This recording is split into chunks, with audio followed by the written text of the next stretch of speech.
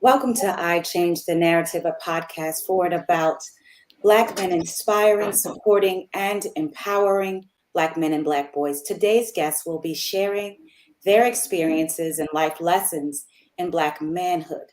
Before we start the conversation, I want to ask our guests to tell us about yourself, where you're from, and the work that you're involved in that lends itself to the topic or the lived experience.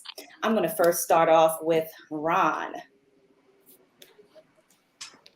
Well, thank you, Nikki. I definitely want to say thank you for just having us here today. My name is Ron Brown. I'm the Chief External Affairs Officer for a nonprofit based out of Boston named He Is Me Institute.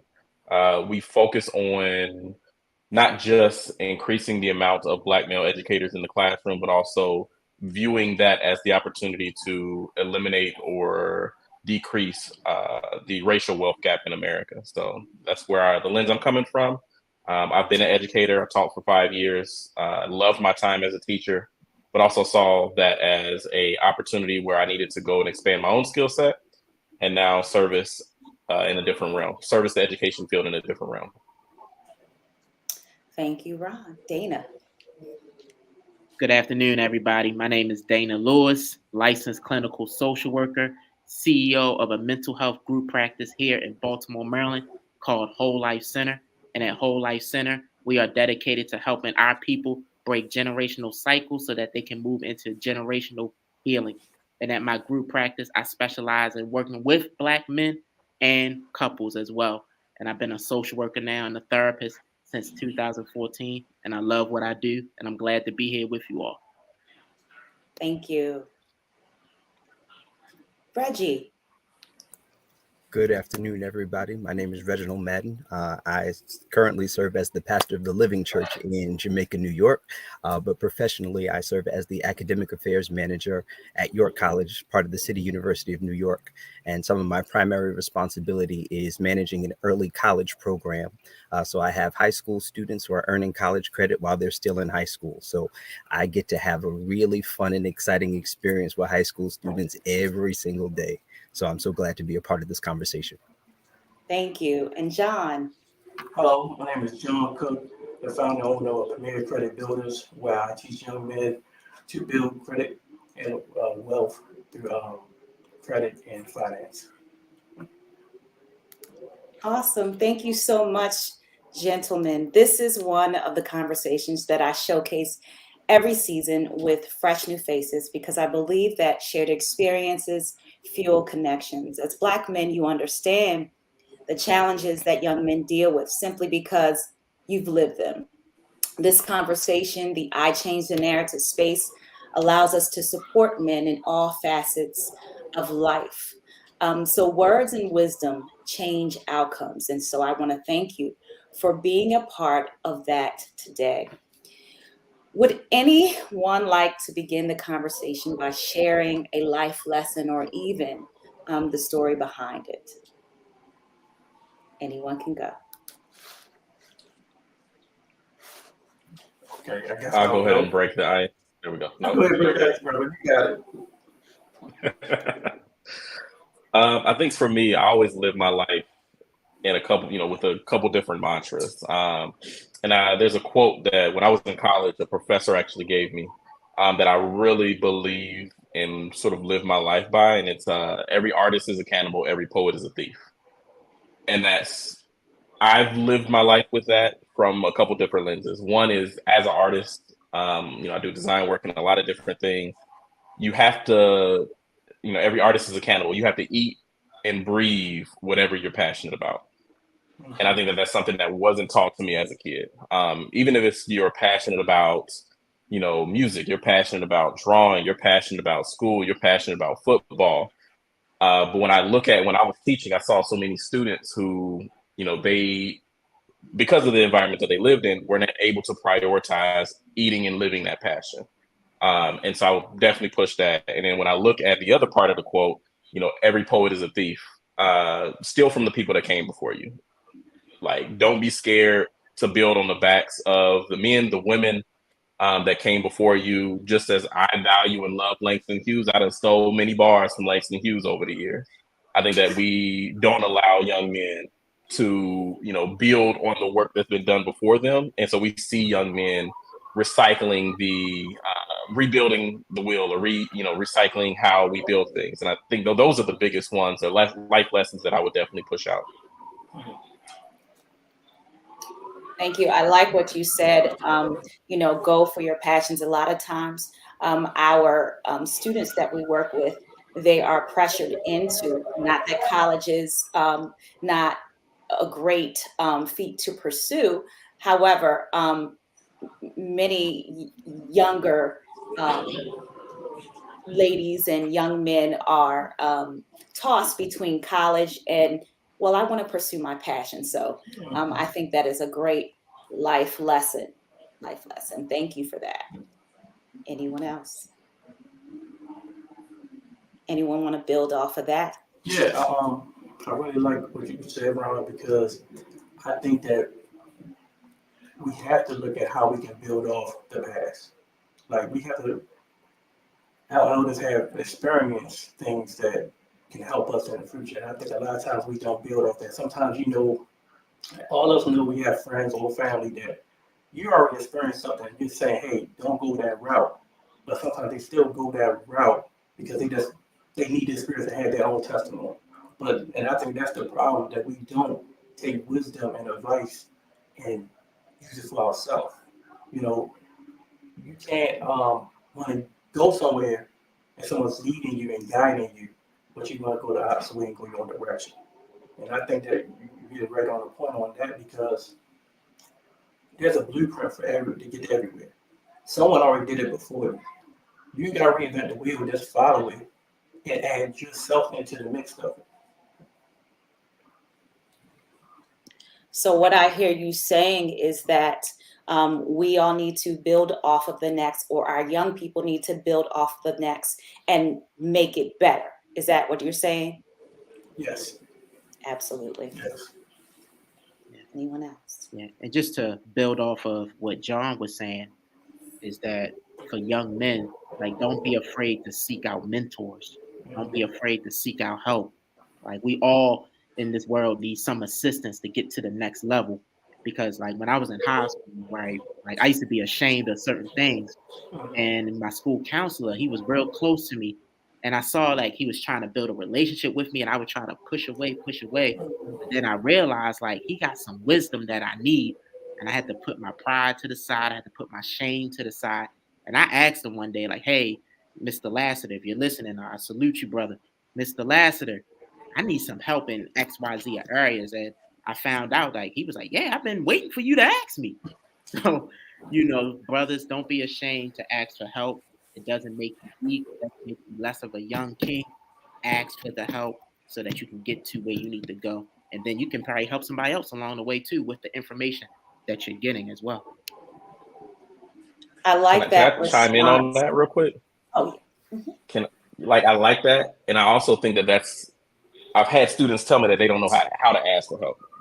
And so then the point becomes, as older Black men, we got to ask for help to show them how to ask for help. Like, I knew too many, I was in the same boat, and I looked at my dad, and I had my dad in my life, and it was just like, this man don't ask for help. How am I supposed to try him out and reach out to ask for help?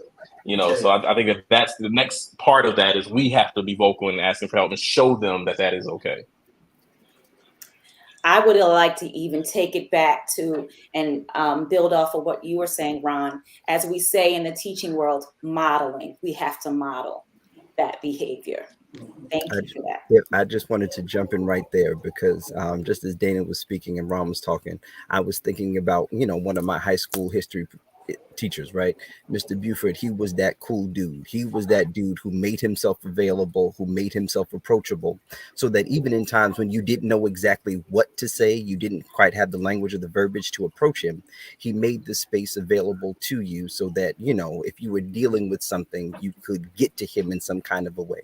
And I believe those of us who have come to a certain level of, influence, and we have opportunities to share with another generation, we've got to be approachable. We've got to be present, right? We've got to be in a position where, again, we know that students don't always have the language. I won't even tell y'all the story that I just had with a student just last night, right? But they don't always have the language. But when you're present, they can approach. When you're present, you can help them. So I think that, we really do have a responsibility, again, to be present and to be approachable. Absolutely. What does being present look like as a Black man? I'll stick with it. So, for example, I have an open door policy in my office. Any one of my students, any of my faculty members, they can come see me at any given time, right? Because they know that I will be their advocate on that campus, whatever the situation is. A former student approached me last night because another former student he believes is dealing with, some family issues, possibly substance abuse. And this is because I'm walking in an area where I know the student is going to be. So even if they never come to where I am, I go to where they are, right? Because they may not feel like, my office is the most personable area, that it may not be the most welcoming space because there's other administrators who don't look like them, right? So I go to where they are. I go to the student spaces. I go to the areas where they feel comfortable so that we can engage. Yeah, just wanted to build off of that. To be present as a Black man in the lives of other young men, be available for demonstration. Right? So I have a mentor, and a couple years ago we were working on the job interviewing skills. Right? He was like, "Mr. Lewis, I really need some help in really getting this job, and I want to interview better." So I availed myself, and I gave him all the wisdom and knowledge, and we did some role plays around how to interview better. So for Black men to be present in the lives of other young Black men, we have to be available for demonstration as well. So we can talk it, but we also got to demonstrate it to them as well. And I think that's good. I think that we're all saying the same thing, that our time with young Black men is precious. We can impact them in a positive way or a negative way, especially when they need us. You know that situations where you got to show up and you have to be there for these young men because there's nobody else there. And I think that's the point, making that time, no matter what you got to do to get there. And I think that sometimes, as a father, I treat them just like they're my sons. My sons need my time. When I come hit the door, daddy this, daddy that. So it's the same way. I know these young men, some don't have fathers in their household, and I am a role model to them.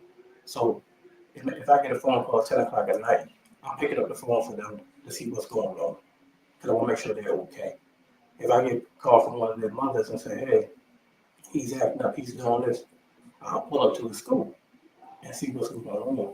And I think that's the thing, just showing that I'm holding you accountable for who you're telling me you want to be, and when I'm giving you the tools to be that person. So I think the accountability and just being there and being present, for the show that you love them. When somebody show up and it's raining outside 10 o'clock at night, and your ride left you somewhere, this guy loves me and he's not my dad. So I think just being present. I would say.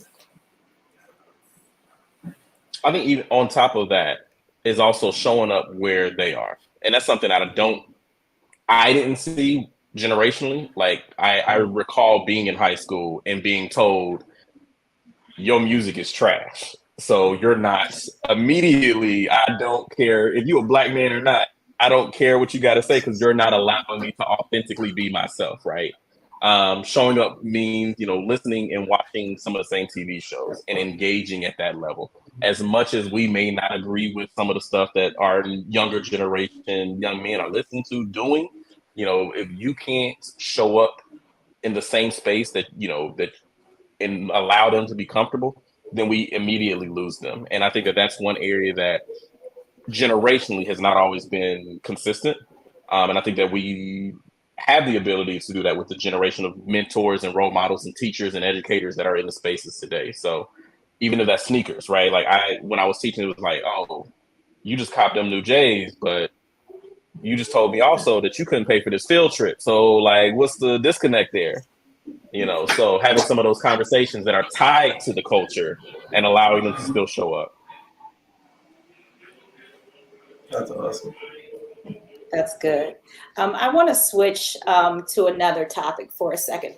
How do you all, or what would you recommend to our younger Black men who, talking about the social media piece? How do you, because I know for me, I have my personal social media and I have my iChangeTheNarrative social media.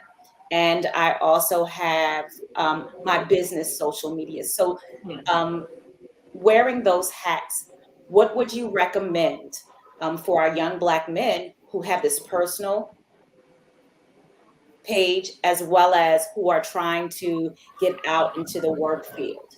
How do you balance that? Yeah, so to answer that, what I would say to a young Black man who has a social media page is that you got to be very, very mindful about what you are posting on your page. Because again, work people that's looking for you to hire you or even give you an opportunity, they looking at your page to see if you are trustworthy, are you integral, and they are gauging that. Even though you may be like, man, why they looking at my social media? They don't know me, but that's the only way they get to know you is by looking at your social media. So we got to be very conscientious about what it is that you're posting. Like if you are decided to do that type of posting, create another page. But on the flip side of that, like just be very mindful and just know that what you put out there, people can create a narrative. And you want to make sure that people have a great narrative about you. So put out content that is really connected to who you are, but is positive enough so that people can see you in a better light. One thing I used to tell my students, and even now with the work that we do at He Is Me, is like you can be who you are online, but the next thing is also where you put it. So if you want to let some of these things out, journal. Like we need more Black men journaling. We need more Black men putting those thoughts. And I get it. Like I've been there. I have been that college student who went off on an X online, and then these tweets are now being seen by the dean of students. You don't want bring those experiences into it. It's like that could have easily been a journal entry, and I close the book and nobody has to see it. Like I think that's where we also are missing some of the marks. Is we see young men using social media as a journal when it's not. And we have to change that narrative around what the purpose of social media is and allow them the space to say there are other places for this type of activity. So good what you said, Ron, because that's where you get in trouble, where this becomes your journal, your diary, where you're vetting out to social media to get likes, to see people support with how you're feeling when you need to really talk to someone. And I think that's part of the message. We so quick, this generation so quick to go to the phone and post this and say how they're feeling, but never took the chance to step back and say, let me talk to Ron, let me talk to Reggie, let me go in this office and get my feelings out before I do something that's going to make a mistake on. So I think that's the thing. Take a breather. Don't quickly go to that and just release all your frustration on that.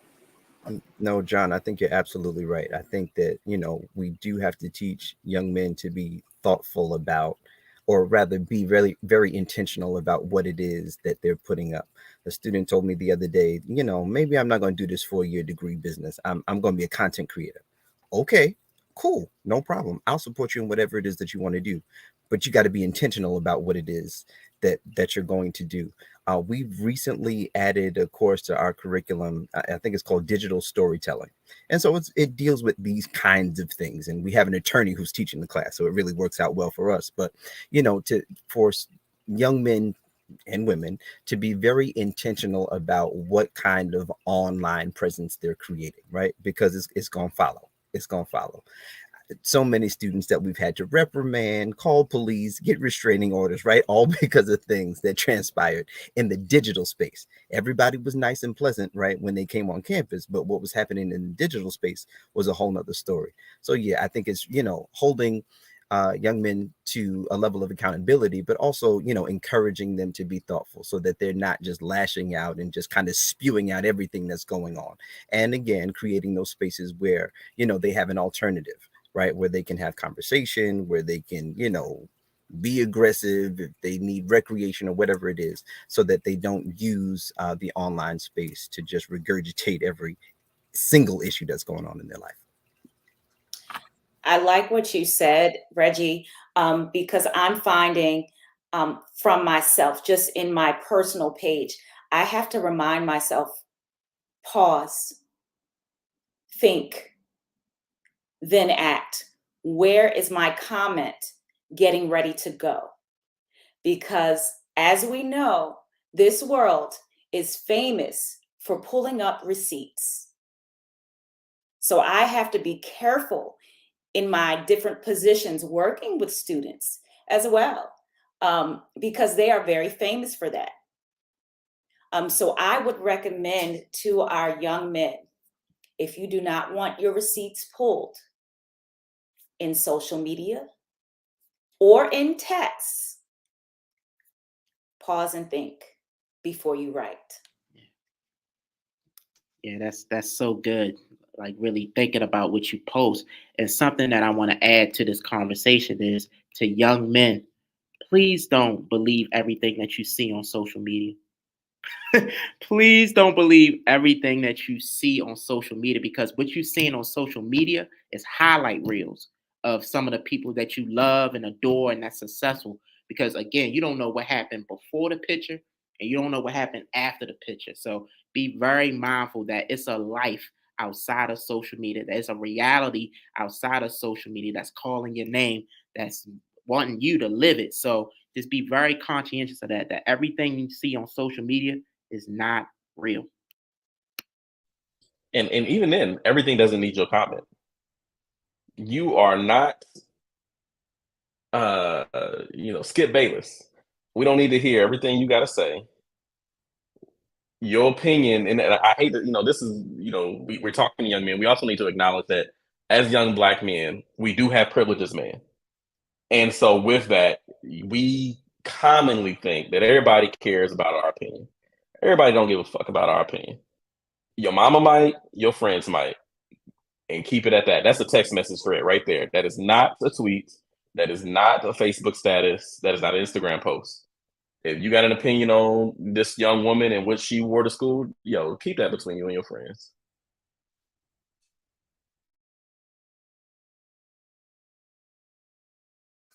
Anybody want to comment? Awesome. Drop the mic on that one. Yeah. That was Ron. That was very, very true. Very true. Very colorful. Thank you. Thank you. What are our thoughts on finances? We need to help our young men out on our finances, because I think someone brought up earlier, Ron, I think it was you that brought up sneakers. We need to weigh our responsibilities. So I think that's a mixed bag in my opinion, in my experience. Like I literally had a thought the other day about how much money I have wasted in my entire life. And if I had just say 10%, 10, 20%, but in that same vein, like I learned so many lessons from everything that I've wasted as well. I think that there are young men who need the opportunity to be taught personal finance. And a part of that is also stop relying on schools to teach everything. So if you want your son to learn personal finance, then you have to be an example of that. That goes to parents, single mother homes, single father homes, both father, like all across the board. And knowing, somebody just added to the chat, what are those priorities? If you can't cover certain things, then maybe, you have to learn to balance what that looks like.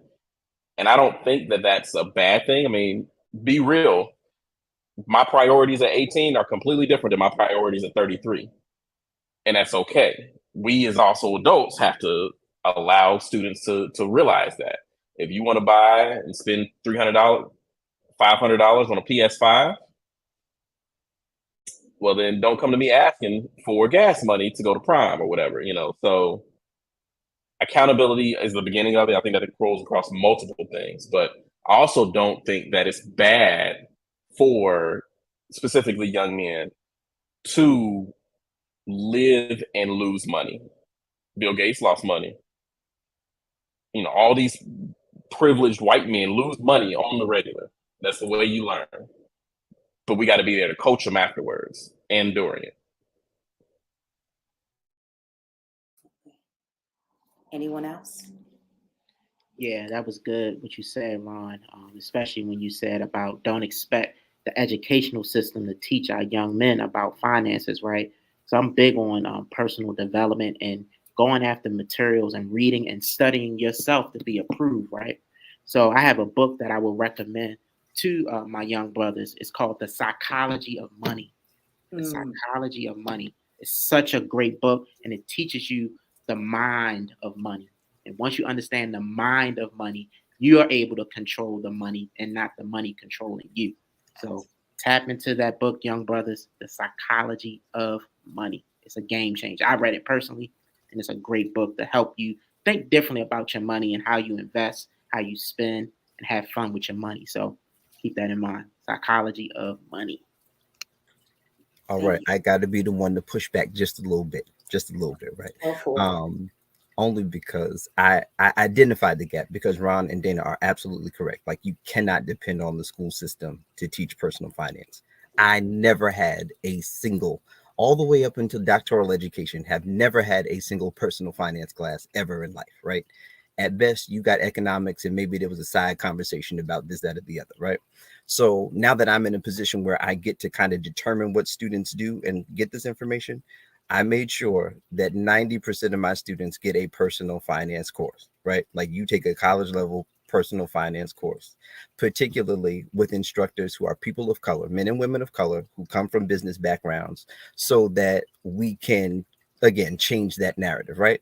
Because the majority of my students, they're probably going to be first generation college students, right? So they may not have the social capital. Their families may not know these different kinds of things. So when one of our Asian chairs said to me, you know, I teach all of these concepts to these students and they don't get it.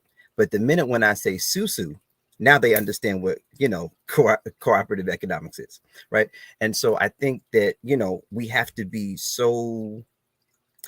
Forget about that. Let me say something else.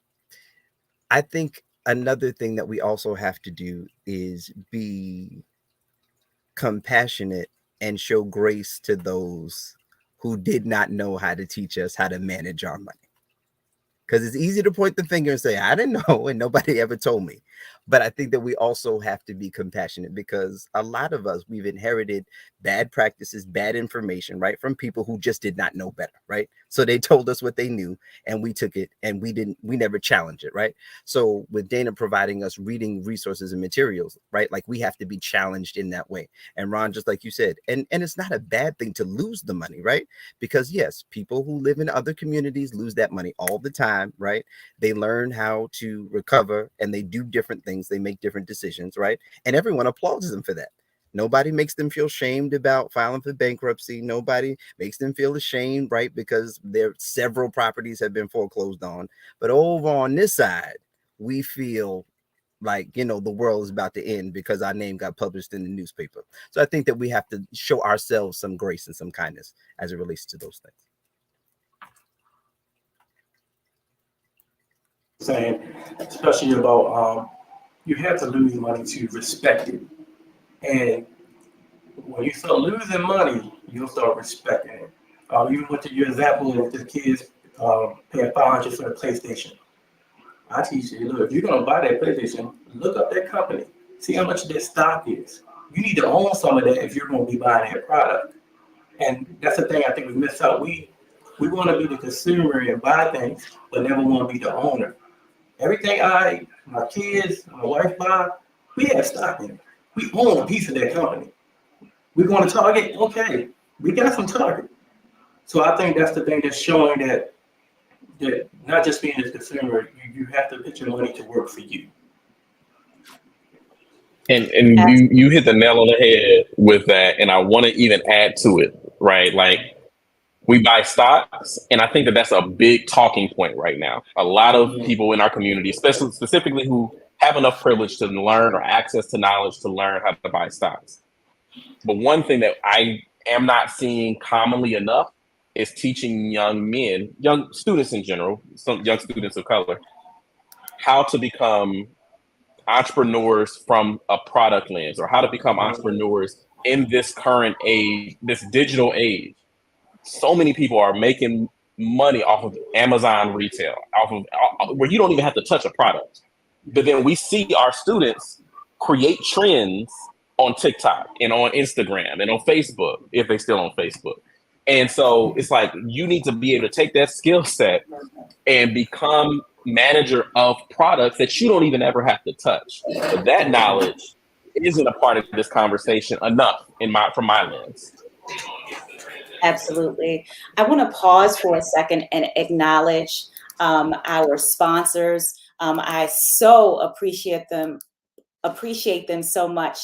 This episode of I Change the Narrative is powered by So Organic, So Suave, also known as Sauce. Sauce is a luxury hair care and skincare refuge for those with thick hair and melanin-rich skin, from healthy beard growth to top-of-head hair styling to an illuminating skincare regimen.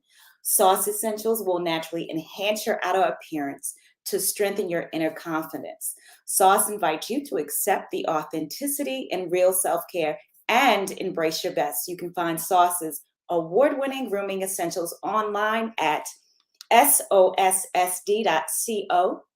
Again, that's sossd.co.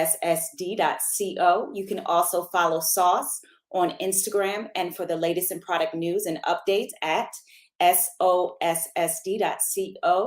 Elevate your grooming with Sauce today.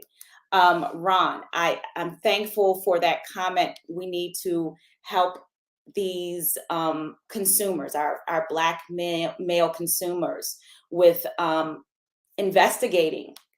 I think John said this as well, investigating those organizations that they invest in, as well as monetizing them, because they are making these companies some big time money. So they in turn need to, capitalize off of that as consumers and as influencers in the industry. So thank you for that. Anyone else want to comment? Wait, I'm just going to say shout out to all of my students who are currently flipping sneakers. I appreciate them very much. Awesome. I love them. I love them. Wow. They changed my life during the pandemic. I appreciate my students. Wow. Flipping sneakers? Flipping sneakers. Flipping sneakers. Wow. So now what we need to do is, not only do they need to flip sneakers, they can take that same mentality and move that to possibly flipping houses. How about that? That even elevates them even more. That's a great idea. Wow. Any other topics, any other lessons that you all want to share with our listeners? Thank you so much. This has been great conversation. Yeah, so a lesson that I've learned in my personal journey through manhood is being able to have like a clear understanding of what I can control and what I can't control, right? So having that clear understanding of what I can control and what I can't control has brought me personally so much peace in my life, and it allowed me to really redirect my energy to the things that are of what value, right? Things that's going to push the needle forward, because at the end of the day, I can't control how a person responds to me, but I can control how I respond. I can't control how a person sees me. I can control the narrative of how I see me, and so on and so on. So it's very important, young guys, to really keep in mind what you can control and what you can't, so that you can center your focus and really allow, your energies to go in the right place so that you can make some success happen in your life. So really lock in on that. Can you provide these young men with an example? Because I think, we're offering advice, but they also need, some of our Black boys may not understand. Well, what are you talking about, Mr. Lewis? Yeah, that's good. That's good. So an example could be like, okay, say you're in school, right? You doing your thing, you getting good grades in school, and they may say, well, you a weirdo, you a geek, or whatever the case may be, right? So you can't control how they see you, but you can control the narrative and say, you know what? I am smart. Affirm yourself. I am going places. You know what I mean?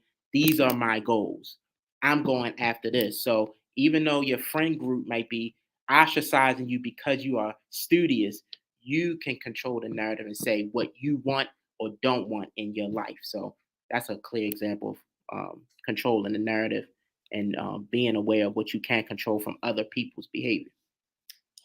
Dana, do our friends really ostracize us? Is that a friend, or talk to us about that?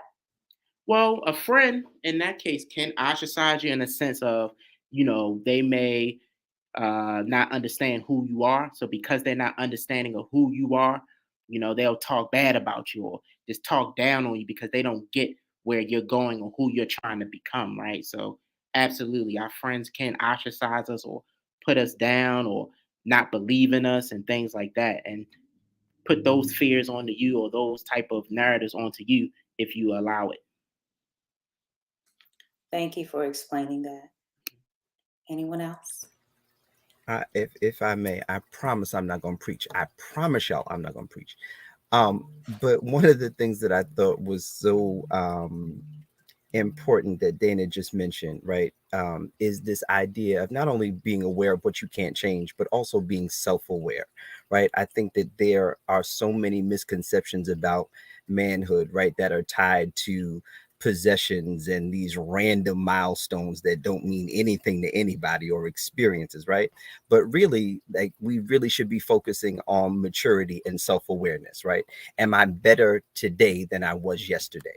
And I think that that is so important and so key, because if not, you're gonna keep falling into these friend groups, right?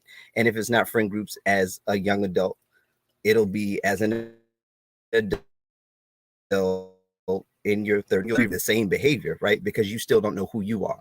And so, yeah, your friends can ostracize you because they don't understand who you are. They don't understand your call. They don't understand your mission. They don't understand your assignment or any of the things that are going on, right? And if you don't understand it, right, you're always going to be in that battle. You're always going to be in that struggle. So I really think that we've got to really center our conversations. We've got to center our engagements. We've got to center all of our interactions with young men about self-awareness and maturity. I didn't preach. That's it. Thank you for that. But I wanted to ask you all, 30s, starting at the age of 30, I think that is when we begin to become self-aware. How do we teach our younger ones how to become self-aware? Where does it begin? Where do we start with? Give us something that they can start off with. So I'm a push back and say, why do they have to be self-aware earlier? Why? They don't have to be self-aware aware earlier, but I believe that there's a practice. I wouldn't want them to practice at 30. I would rather for them practice earlier the steps, so that 30 they can be a little more prepared of the knocks, of the challenges that they're about to, especially in the work world. Right. So I would say, from my experience and the young men that I've mentored, that I've worked with, and this goes to even your question about what will we share? What you take, you are a product of what you consume. So if you listen, I used to tell my students, and if you wake up in the morning, and I understand food deserts, living in Chicago, I understand it too well. But if you wake up in the morning and you eat Flamin' Hots for breakfast, and then you drink a mochaccino cafe, whatever from McDonald's, and then you go to lunch and you only eat the cheese fries, and then you expect yourself to show up, if you are an athlete, to show up for the game in tip-top condition. That is not realistic. The same goes for your mind. And we are not showing young men that you can consume things that are going to make you better early on, and not even in traditional ways, right? Like, I know I had so many students, Brown, I do not like reading. Yo, nigga, it's audiobooks. Yo, it's podcasts, people telling you about the book. Listen to the podcast. You don't have to consume everything in the same way that we did 30 years ago. I think that that's where it's going to begin. And I don't think that, and that's why I was like, let me push back. I think that who I am in my 30s is only self-aware because of those bumps that I got in my 20s. And I want young men to get those experiences. We talked a little bit earlier about, learning lessons from those that came before you. Yes.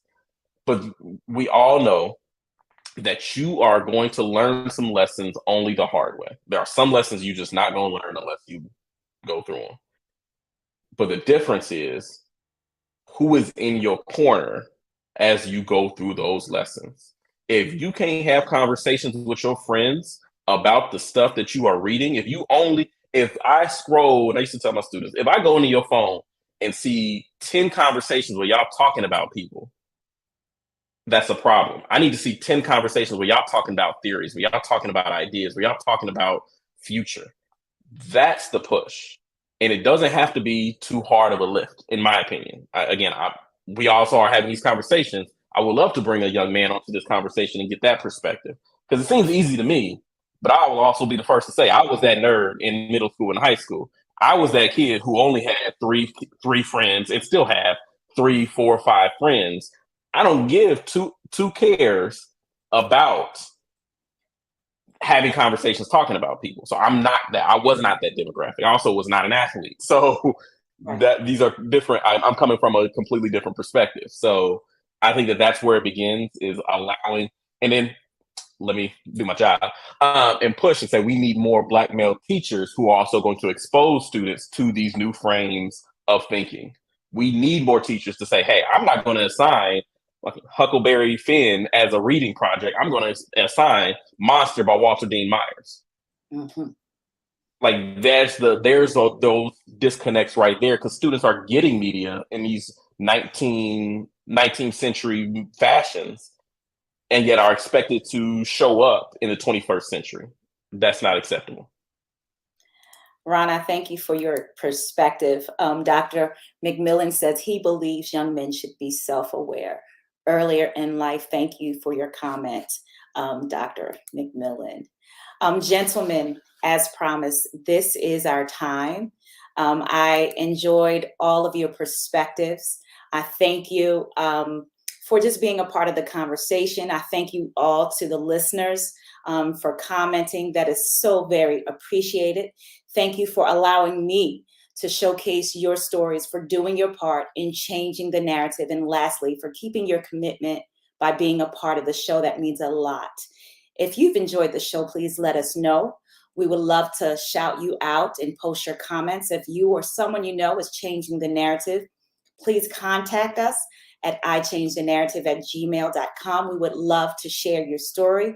And don't forget to follow us on TikTok and IG at iChangeTheNarrative. We are growing. Thank you all for growing with us. Before we go, I would like for you all to tell people how they can connect with you, how they can build with you. We're going to start with Mr. Cook. Thank you so much. You can check me on Facebook and Instagram at the Premier Credit Builder, on Gmail and Facebook.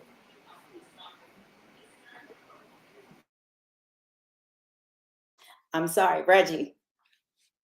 It's real simple. Y'all can connect with me on Instagram at rmadden Jr. rmadden Jr.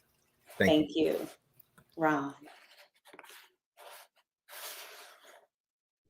I lost the tab and all the tabs I had open. Sorry. You can connect with me at He Is Me Institute on Instagram, Twitter, Facebook, but also rbrown at heisme.org.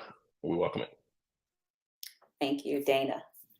You can connect with me at urban_counselor at IG on IG. And if you're looking for therapy services, www.wholelifecenterservices.org. For I Change the Narrative merchandise, visit iChangeTheNarrative.org.